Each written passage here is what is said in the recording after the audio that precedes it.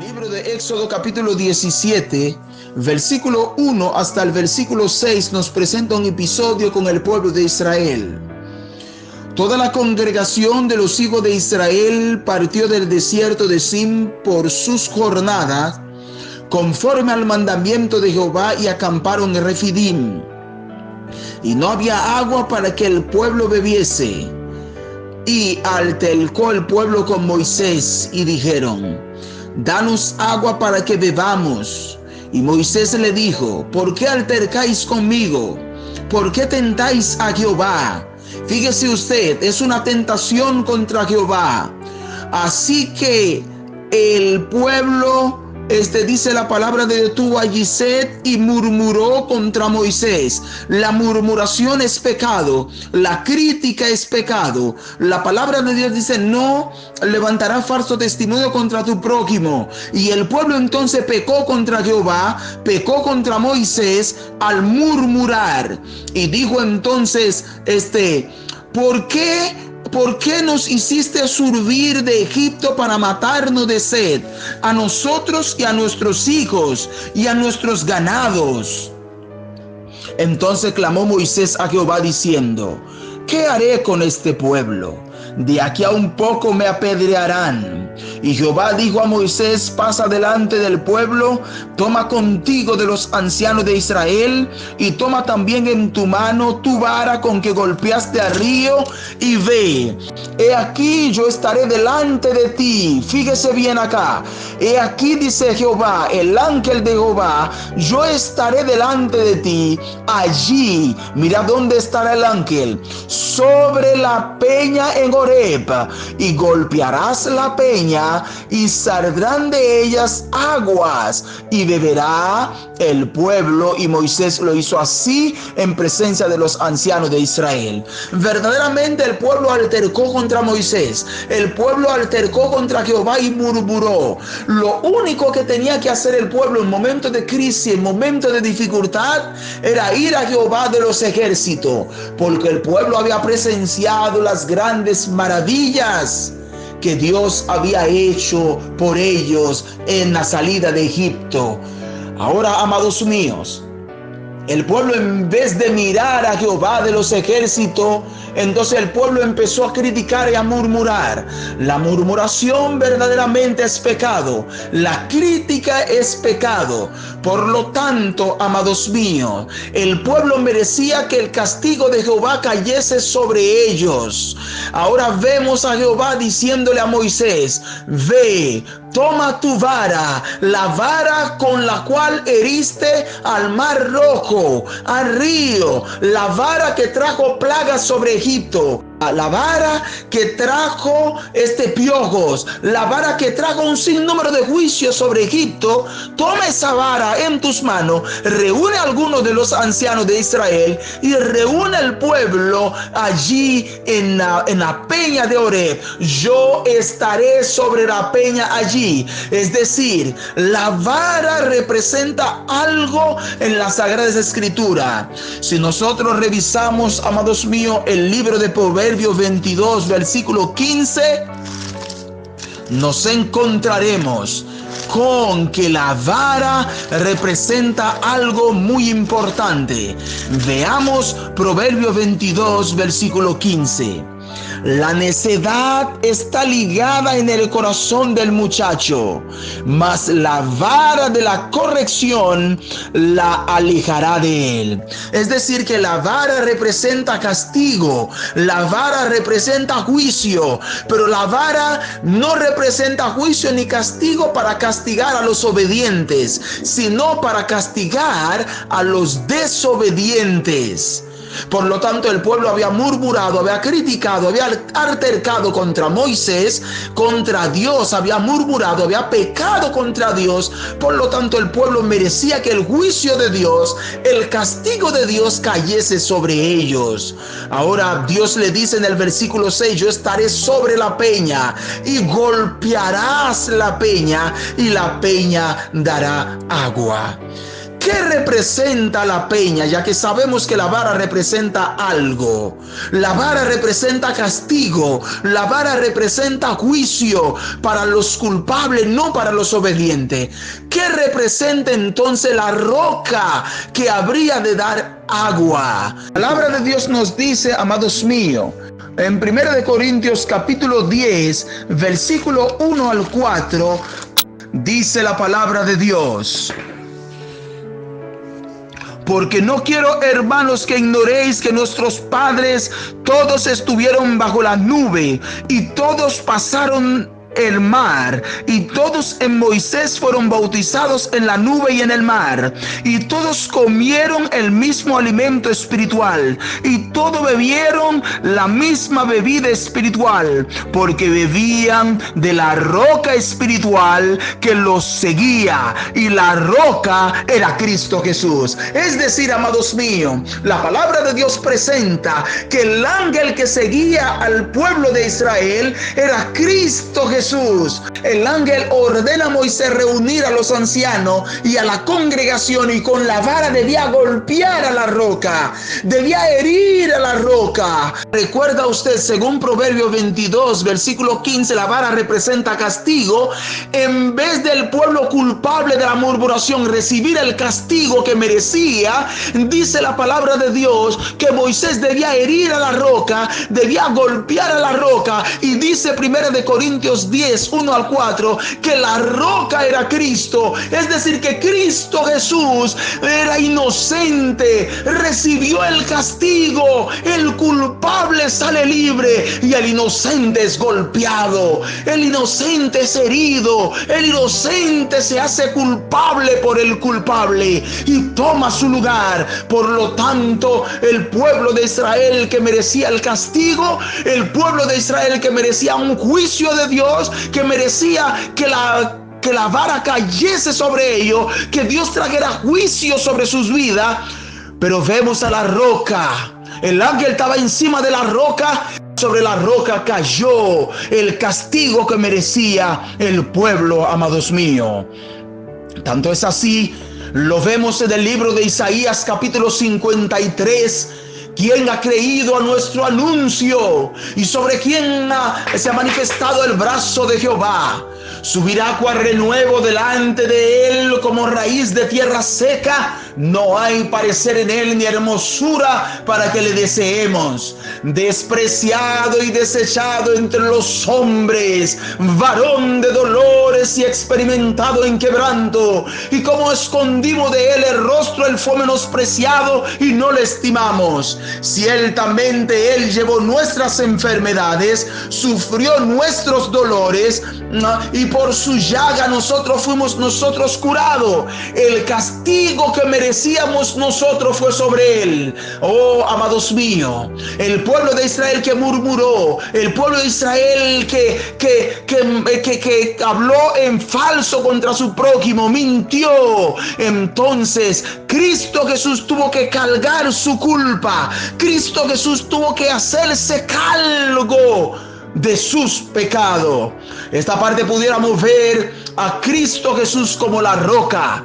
La roca representa a Cristo Jesús. Decimos que la vara representa castigo según Proverbio 22:15. Acabamos de mostrar según 1 de Corintios 10:1-4 que la roca representa a Cristo Jesús. Ahora debemos ver algo interesante. El agua que salió de la roca. ¿A quién representa el agua que salió de la roca? El primer símbolo que encontramos a Cristo Jesús como la roca. Es el primer símbolo que encontramos en el Antiguo Testamento. Por lo tanto, el ángel que estaba encima de la roca era Cristo. El castigo cayó sobre él. Y cuando adentramos en el santuario, lo primero que encontramos en el santuario es el altar del sacrificio. Ahí está la roca.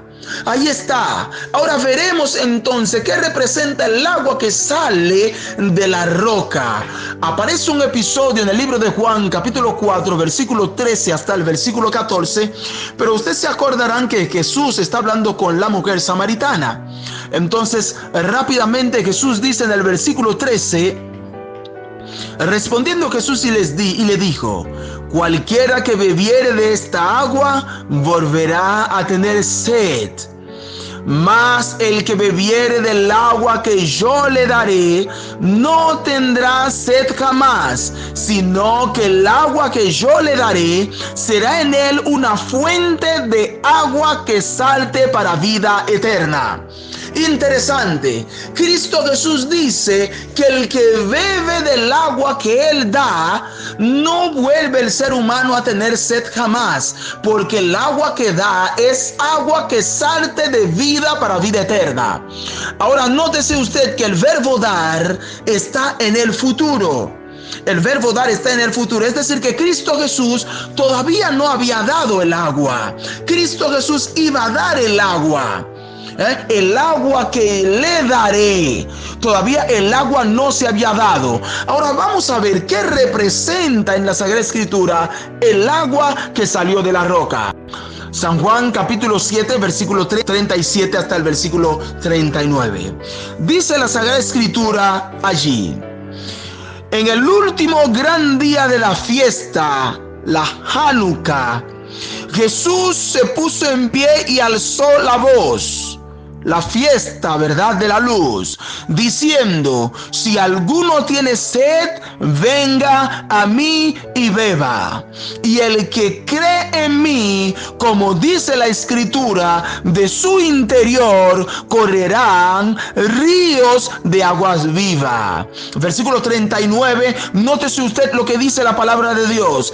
Esto dijo del Espíritu Santo, esto dijo del Espíritu que había de recibir los que creyesen en él, pues aún no había venido el Espíritu Santo, porque Jesús no había sido aún glorificado. Es decir, que la roca representa a Cristo Jesús, la vara representa castigo, el agua que sale de la roca representa al Espíritu Santo. Alabado sea el Señor. Entonces, amados míos, podemos notar algo interesante. Dice la palabra de Dios que Cristo Jesús, al hablar con la mujer samaritana en San Juan capítulo 4 versículo 13 y versículo 14, el agua que yo le daré. Es decir, que Cristo Jesús todavía no había dado el agua. Todavía Cristo Jesús no había sido colgado en el madero. Cristo Jesús todavía no había sido muerto, no había sido resucitado. Por lo tanto, los discípulos de Cristo Jesús no podían haber recibido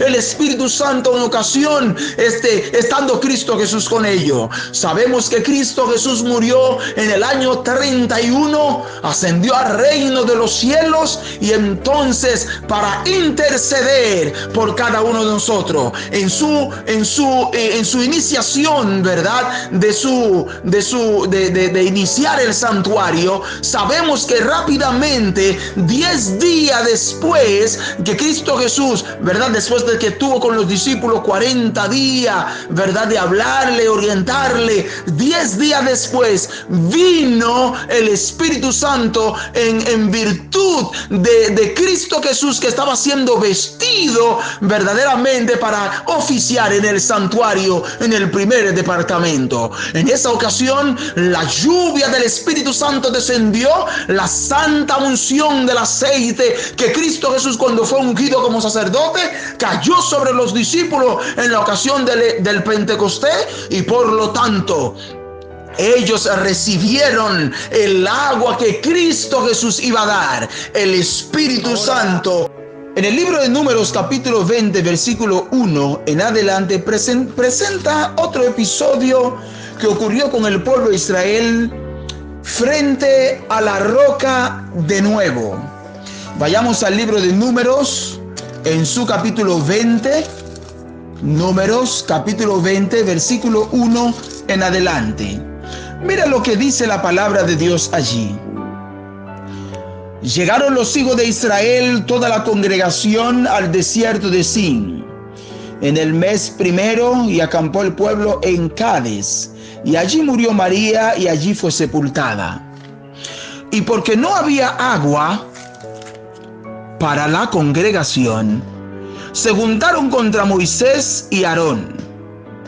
Y habló el pueblo contra Moisés diciendo: ojalá hubiéramos muerto cuando perecieron nuestros hermanos delante de Jehová. La misma escena de nuevo. ¿Por qué hiciste venir la congregación de Jehová a este desierto para que muramos aquí nosotros y nuestras bestias? ¿Y por qué nos has hecho subir de Egipto para traernos a este mal lugar? Murmuración de nuevo. No es lugar de sementera, de higuera, de viñas, de granadas, ni aún de agua para beber. Fíjate, hasta mentiroso se ha vuelto el pueblo. Murmuran contra Moisés y contra Jehová, como ocurrió en Éxodo capítulo 17. Aquí ni siquiera hay agua, no hay comida, no hay nada en este cementerio. Y dice la palabra de Dios: no hay granada ni aún de agua para beber. Y fueron Moisés y Aarón delante de la congregación a la puerta del tabernáculo de reunión, y se postraron sobre su rostro, y la gloria de Jehová apareció de ellos, sobre ellos.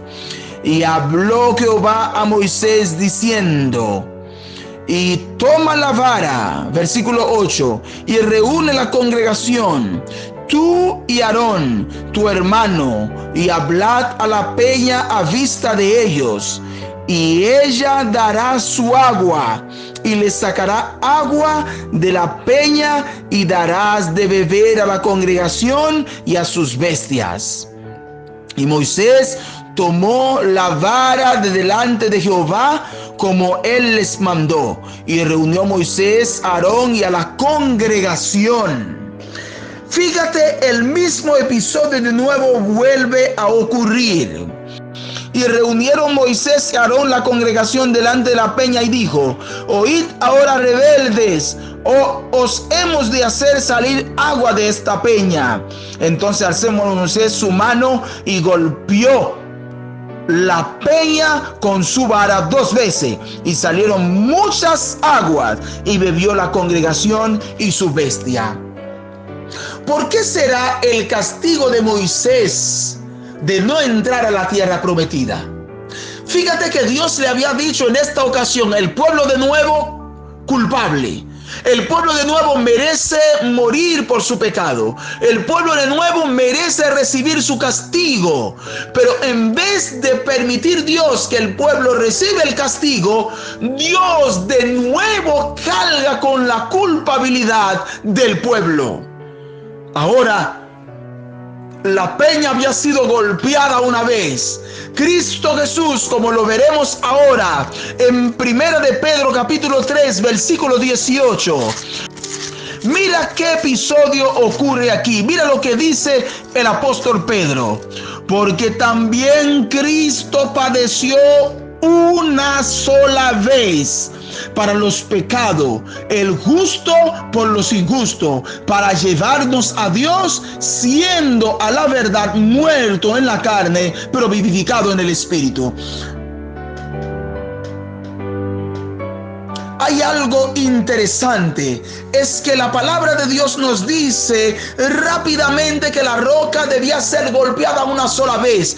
Cristo Jesús debía ser sacrificado una sola vez. Si bien es cierto, la roca representa a Cristo Jesús, que fue herido según Isaías 53, herido por nuestras rebeliones, molido por nuestros pecados, y el castigo de nuestra paz fue sobre él. Es decir, que Cristo Jesús, según Pedro, inspirado por el poder del Espíritu Santo, Cristo debía ser golpeado una sola vez por el castigo del Padre. Usted se acordará en la cruz del Calvario que en determinado momento nuestro amado Señor Jesucristo dijo: Padre, ¿por qué me has abandonado? Cristo se hizo pecado por nosotros. El justo recibió el castigo que merecíamos nosotros. Cuando Dios el Padre te mira a ti, cuando Dios el Padre me mira a mí, nos ve justificado, porque Cristo Jesús cargó la culpa sobre él. Entonces la roca, si bien es cierto, representa a Cristo Jesús, según lo que hemos visto, según 1 Corintios capítulo 10 del 1 al 4, pues por lo tanto la roca debía ser golpeada una sola vez. La segunda vez Dios le dijo a Moisés: esta vez no golpea la roca, esta vez habla la peña y ella dará su agua. Cuando tú y yo tenemos alguna dificultad, algún problema, no necesitamos ningún otro intercesor. Solamente debemos hablar a Cristo, abrir nuestro corazón, porque la oración es la llave en la mano de la fe que abre los pórticos celestiales para derramar bendición sobre los hijos obedientes de Jehová. Por lo tanto, Moisés debía hablarle a la roca esta vez, porque Cristo Jesús, al ser golpeada la roca 2 veces, estaba queriendo decir que tenía que morir muchas veces. Cristo tenía que padecer muchas veces. Entonces fue una mala presentación de Cristo Jesús en esa ocasión por parte de Moisés. Veremos el libro de Hebreos capítulo 9, versículo 25 hasta el versículo 28. Nos presenta algo interesante sobre lo que nosotros estamos diciendo. Versículo 25 dice la palabra de Dios: y no para ofrecerse muchas veces, como entra el sumo sacerdote en el lugar santísimo cada año con sangre ajena. De otra manera le hubiera sido necesario padecer muchas veces. La representación de la roca representa a Cristo Jesús, debía ser golpeado una sola vez. El juicio de Dios debía caer sobre Cristo una sola vez. Por lo tanto, no debía ser sacrificado, no debía ser golpeado otra vez. Y dice la palabra de Dios: pero ahora, en la consumación de los siglos, se presentó una vez, una sola vez, para siempre, por el sacrificio de sí mismo, para quitar de medio el pecado, ¿verdad? Y dice entonces la palabra de Dios, versículo 27, y de la manera que está establecido para los hombres que mueran una sola vez y después el juicio. Es decir, que Cristo Jesús tenía que ser golpeado una sola vez. La segunda vez debía ser hablarle a la roca. Entonces, amados míos, Moisés representó de manera incorrecta esta linda simbología de Cristo Jesús, que debía ser golpeado una sola vez. Si hoy queremos bendición de Dios para nosotros, si hoy queremos bendición de Dios para nuestro pecado y el perdón y la limpieza y un carácter perfecto según su voluntad, solamente debemos hablar a Cristo Jesús. Vayamos al libro de Génesis capítulo 28 versículo 12. El libro de Génesis capítulo 28 versículo 12 presenta algo interesante en la vida de Jacob. Usted se acordará esta historia de Jacob con Esaú, cuando le robó la primogenitura a su hermano, engañó a su hermano, engañó a su padre. Y ahora Jacob sale errante en la tierra desierta con un cayado en las manos, con la mente perturbada, angustiados por todos sus pecados, porque él había pensado que el cielo se había desconectado de él, más nunca iba a tener el favor de Dios. Eso lo vemos en el libro de Patriarcas y Profetas. La huida, Patriarcas y Profetas, capítulo 17, huida y destierro de Jacob. Dice la hermana White que Jacob iba pensando que el cielo lo había abandonado por su pecado, y él se acostó allí a dormir y tuvo un sueño interesante donde vio una escalera donde ángeles subían y ángeles bajaban.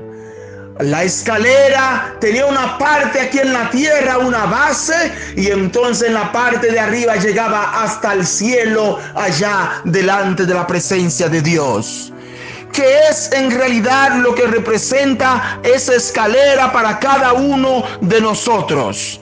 Vayamos al libro de Juan, capítulo 1, versículo 51, para ver otro simbolismo que aparece allí, que representa a nuestro Señor Jesucristo. San Juan capítulo 1 versículo 51 dice: y le digo, de cierto os digo, que de aquí en adelante veréis al cielo abierto y a los ángeles de Dios que suben y descienden sobre el Hijo del Hombre. Es decir, que la escalera que Jacob vio en su sueño es una escalera de esperanza. Él pensó que ya no había más esperanza para él, pero Dios le mostró, porque él había confesado su pecado. Por eso el libro de Proverbios 28:13 nos dice: el que encubre su pecado no prosperará, mas el que lo confiesa, se aparta, alcanzará misericordia. Él había confesado su pecado y por lo tanto el cielo le respondió en una hermosa visión, mostrando que había un puente por el cual el ser humano podía llegar a Dios. Cristo Jesús, siendo ese puente, fue colgado en un madero. Cristo Jesús vivió entre nosotros como hombre, hijo de hombre. Entonces, siendo hombre, nos conecta la parte de aquí abajo, nos conecta con el Dios Todopoderoso que mora en el cielo. El vacío, el abismo que se hizo, la separación de Dios, por la culpabilidad del pecado del ser humano, se hizo posible por la muerte de Cristo Jesús. Siendo Cristo Jesús hombre, nos conecta a Dios, el Padre, Dios Todopoderoso infinito, que tiene misericordia de nosotros. Y siendo Cristo Dios, también, como dijera el libro de Juan capítulo 1 versículo 1, dice la palabra de Dios: en el principio era el verbo, y el verbo era con Dios, y el verbo era Dios. La palabra de Dios nos dice que este verbo, versículo 14, aquel verbo fue hecho carne y habitó entre nosotros, y vimos su gloria, gloria como del unigénito del Padre, lleno de gracia y de verdad. Es decir, como hombre nos conecta a Dios, conecta la tierra con el cielo. Como Dios en el cielo, conecta el cielo con la tierra. Ya no hay más abismo. Usted y yo podemos llegar a Cristo Jesús, hablarle, confesar nuestro pecado, seremos perdonados, limpiados de todo pecado, y también de nosotros tendrá misericordia.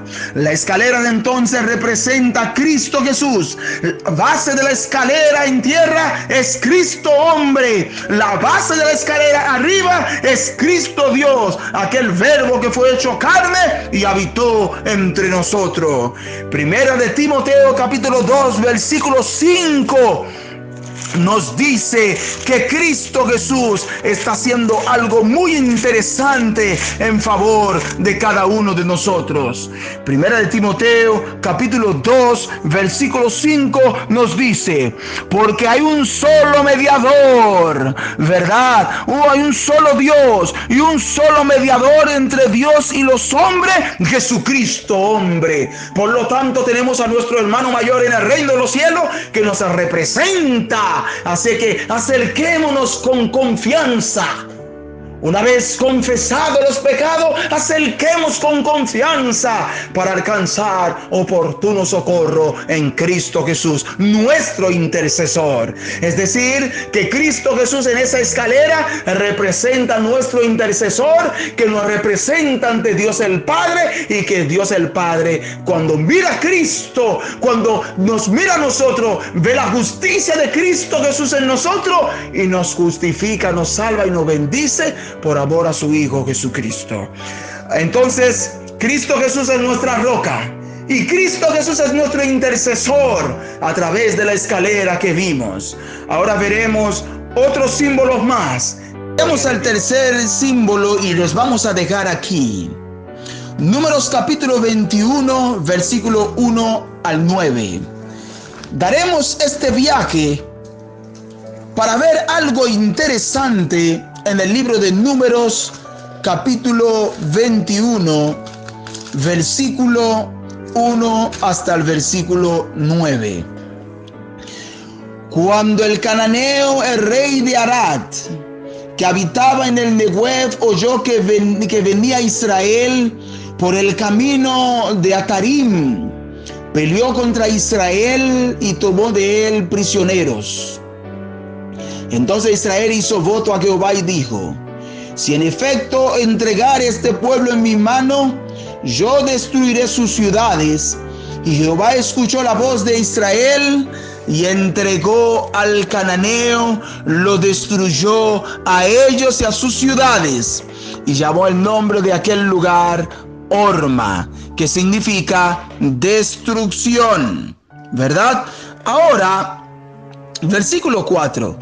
Después partieron del monte de Or, camino del Mar Rojo, para rodear la tierra de Edom, y se desanimó el pueblo por el camino, y habló el pueblo contra Dios de nuevo, tercera vez, y contra Moisés: ¿por qué nos hiciste subir de Egipto para que muramos en este desierto? Pues no hay pan ni agua. Nuestra alma tiene fastidio de este pan tan liviano. Fíjate la mentira de nuevo del pueblo. El pueblo diciendo que su alma tiene fastidio no solamente del pan. El pueblo está diciendo no hay agua. ¿Se acuerda que la primera vez en Éxodo capítulo 17 Dios mandó a golpear a la roca la primera vez para darle de beber? Y la segunda vez Dios manda a Moisés a hablar a la roca y le dio agua de nuevo después de su murmuración. Las dos primeras veces el pueblo debía recibir su castigo y perecer su castigo, por su castigo, pero el castigo cayó sobre la roca que representa a Cristo.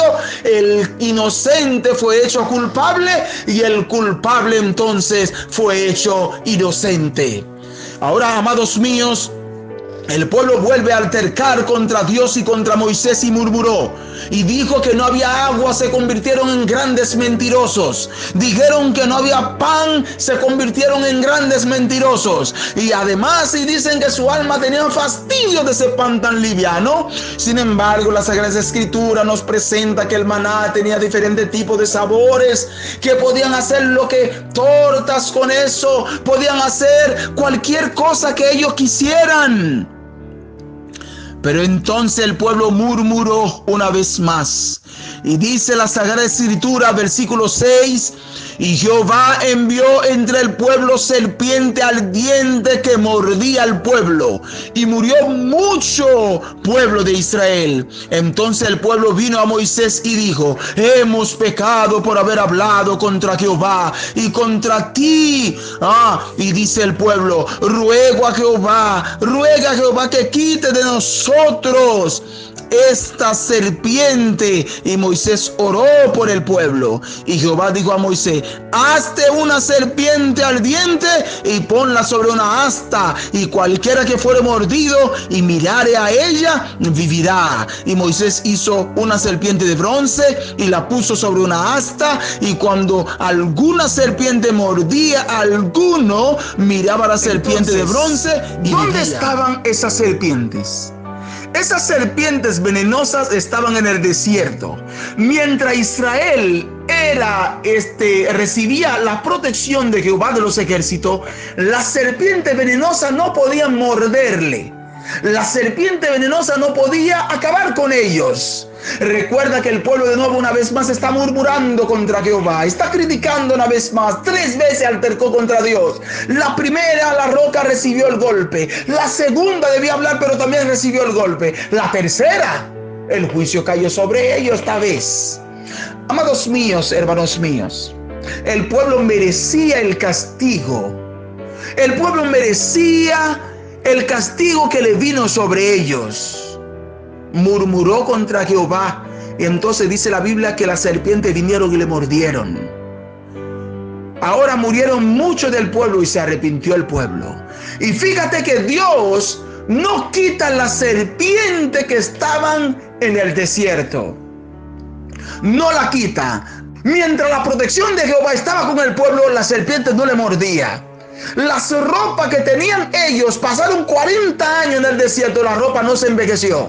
Sus sandalias no se partieron. Tuvieron pan y tuvieron agua para beber. Además de eso, de noche tenían una columna de fuego que lo guiaba. El ángel de Jehová estaba ahí, Cristo estaba ahí. Y de noche y de día había una nube que lo cubría y que le daba frescura. Y el pueblo era un pueblo mal agradecido, igualito que cada uno de nosotros hoy. La palabra de Dios, porque muchas veces decimos, no, si yo hubiese estado ahí, yo no hubiese hecho nada de eso. Tal vez, amado mío, hermano mío, amigo mío, compañero de viaje al cielo, hubiéramos hecho peor. El pueblo merecía ese castigo que le vino. Ahora, amados míos, cuando el pueblo clamó a Jehová para que le quitase, que le librase, le perdonase, entonces vemos en la palabra de Dios lo siguiente: Jehová no quitó la serpiente. Ahora, ¿qué representa la serpiente en la Sagrada Escritura? El libro de Apocalipsis capítulo 12 versículo 9 nos dice qué cosa representa la serpiente en toda la Sagrada Escritura. Vayamos rapidito llegando a la parte final, Apocalipsis capítulo 12 versículo 9. Dice la palabra de Dios allí: y fue lanzado fuera el gran dragón, la serpiente antigua que se llama Diablo y Satanás, el cual engaña al mundo entero. Fue arrojado a la tierra y sus ángeles fueron arrojados con él. Es decir, que la serpiente venenosa representa a Satanás. Como Satanás había inducido al pueblo a pecar contra Dios, a pecar contra Moisés, entonces en efecto Dios permite que el castigo le llegase. Ahora la serpiente representa a Satanás y sus pichones, y los pichones que están con él también son serpientes venenosas. Ahora bien, cuando el pueblo clama, también la serpiente representa tentaciones, dificultades, ¿verdad? Las tentaciones de la vida. Dios no nos quita la tentación, mas Dios provee un medio para que salgamos victoriosos en la tentación. Ahora, Dios no quita la serpiente. Dios provee otra serpiente para que pudiera neutralizar los efectos negativos que causara la muerte a las personas. Dios manda a Moisés a crear otra serpiente de bronce. Una serpiente mordió al pueblo, una serpiente mató al pueblo, otra serpiente tenía que hacerle frente. Si bien es cierto, la serpiente en la Sagrada Escritura representa al enemigo malo y sus secuaces, ¿qué representa entonces esa otra serpiente de bronce sobre el asta? Que cada persona que mirase a la serpiente de bronce iba entonces a recibir la sanidad, no iba a morir, iba a vivir. ¿Sabían ustedes que esa serpiente de bronce representa a Cristo Jesús? ¿Sabía usted eso? ¿Cómo es posible entonces en una parte de la Escritura la serpiente representa al enemigo malo? Y de buena primera, Cristo Jesús también es representado por otra serpiente. Ahora, para ver este episodio, ¿por qué Cristo Jesús es representado por una serpiente de bronce? La palabra de Dios nos dice en el libro de 2 de Corintios capítulo 5 versículo 21 algo interesante. al que no conoció pecado. Cristo Jesús era santo, era perfecto. Por nosotros lo hizo pecado. Dios lo hizo pecado. Es decir, que Cristo que no era maldito. Cristo Jesús vino a ser maldito por cada uno de nosotros. Y dice la palabra de Dios, para que nosotros fuésemos hechos justicia de Dios en él. Es decir, que el que no conoció pecado se hizo pecado. No había pecado en él. Pero Cristo Jesús, de la única manera que podía neutralizar, frenar el veneno mortal del enemigo malo, él tenía que venir y tomar nuestro lugar para que nosotros pudiésemos ser justicia de Dios. Y dice el texto de manera clara, al que no conoció pecado, Dios lo hizo pecado. Ahora, vea Gálatas capítulo 3, versículo 13 conmigo, para que usted vea de cerca algo interesante que dice la palabra de Dios. Es decir, Gálatas capítulo 3, versículo 13. Fíjese usted. Cristo nos redimió de la maldición de la ley, hecho por nosotros maldición. Cristo Jesús se hizo maldito, porque está escrito, maldito todo aquel que es colgado de un madero. Es decir, amados míos, Cristo Jesús no era serpiente, pero se hizo serpiente para poder neutralizar el veneno, para poder salvarnos, para poder librarnos, para poder cobijarnos, y mirándolo a él podemos ser salvos en Cristo Jesús.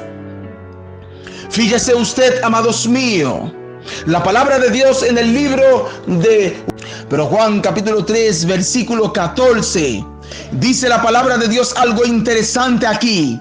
Y como Moisés levantó la serpiente en el desierto, así es necesario que el Hijo del Hombre sea levantado, para que todo aquel que en él cree no se pierda, mas tenga vida eterna. Es decir, así como Moisés levantó la serpiente en el desierto, esa serpiente representaba a Cristo. Y cuando Cristo Jesús fuese levantado, todo aquel que lo mirase, todo aquel que depositase su confianza en él, todo aquel que no aparte su vista de él, tendrá entonces vida eterna.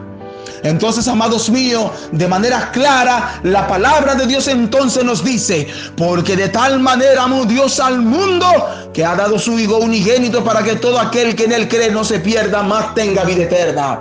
Porque Dios no envió al mundo a su Hijo para condenar al mundo, sino para que el mundo sea salvado por él. Amados míos, si usted y yo miramos a Cristo Jesús, nuestra salvación está garantizada. Cristo Jesús es nuestra roca. Anclemos nuestra vida sobre la roca inconmovible. Cristo Jesús es nuestro intercesor que intercede ante Dios por nosotros. Como hombre y como Dios, Cristo es nuestro representante. Y también, amados míos, Cristo Jesús fue levantado para que tú y yo podamos alcanzar la salvación sin ninguna duda. Avancemos, miremos a Cristo Jesús como nuestro único Salvador, nuestro único intercesor, nuestro único sacrificio, nuestra roca. Si tú y yo estamos pasando por situación difícil en esta hora, tú puedes clamar a Cristo Jesús, tu amigo, tu Dios, tu Padre, tu intercesor. Él puede darte el agua que es el Espíritu Santo, para transformar tu carácter y mi carácter y reflejar la gloria de Dios en nuestra vida. Que Cristo Jesús sea tu intercesor, que Cristo Jesús sea tu roca, que Cristo Jesús sea tu Padre, que Cristo Jesús sea tu todo. Tratemos, amados míos, de avanzar. El justo con dificultad se salva. Si el justo con dificultad se salva, ¿dónde quedarán aquellos que no conocen a Dios? Luchemos, avancemos, confesemos nuestro pecado, apartémonos de ellos y deje que la gloria de Dios se refleje en nuestras vidas. Que Que Dios te bendiga y te guarde y haga resplandecer su gloria sobre usted. Y te llene del poder del Espíritu Santo y nos ayude a avanzar hasta el día de Jesucristo al reino de los cielos.